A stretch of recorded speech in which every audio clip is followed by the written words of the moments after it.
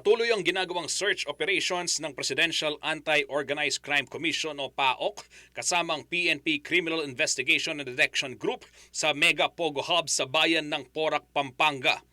Ang kumpanyang Lucky South 99 Outsourcing Incorporated ang itinuturong nagpapatakbo ng Pogo Hub na makikita sa Sitio Pulong Maba, Barangay Santa Cruz ng nasabing bayan at malapit na sa boundary ng Angeles City. Mayroong 46 na gusali ang nasabing Mega Pogo Hub na nakatayo sa 10 ektaryang lupain na kung tawagin daw ay Thai Court. Dito makikita ang iba't ibang mga establishmento tulad ng restaurant, hotel, villas, KTV bar at workstations. Ayon sa PAOK, triple ang laki nito kaysa sa Pogo Hub na nakita sa Baufo Compound sa Bamban, Tarlac. Bukod sa daang-daang laptop computers at mobile phones na narecover ng mga operatiba, nakakuha rin sila ng hindi bababa sa 6 na pares ng di umano'y uniforme ng People's Liberation Army, ang military unit ng bansang China.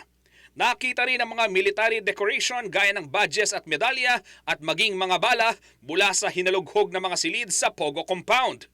Ayon sa Armed Forces of the Philippines o AFP, posibleng props lamang umano ang mga ito na ginagamit sa panloloko ng mga nagpapatakbo o nagtatrabaho sa Pogo. Ito ang sinabi ni AFP spokesperson Colonel Francel Margaret Padilla dahil limitado lamang daw ang bilang ng mga uniforme at imposibleng magamit para sa pananakop.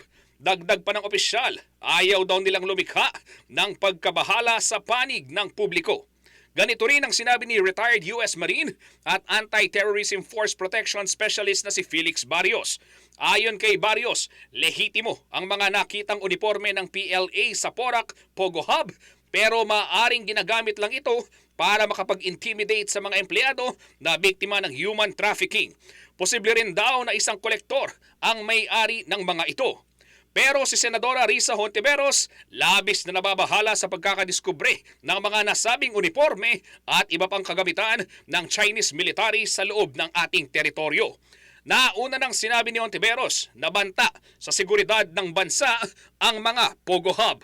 Ang inaasahan ko ay mismong ang National Security Council bilang body sa gobyerno na may pinaka-shop, kumbaga mandato tungkol sa national security, ay sana i-bring up na rin nila ito kay Presidente para makapagsalita na sila tungkol sa usapin ng Pogo bilang national security threat.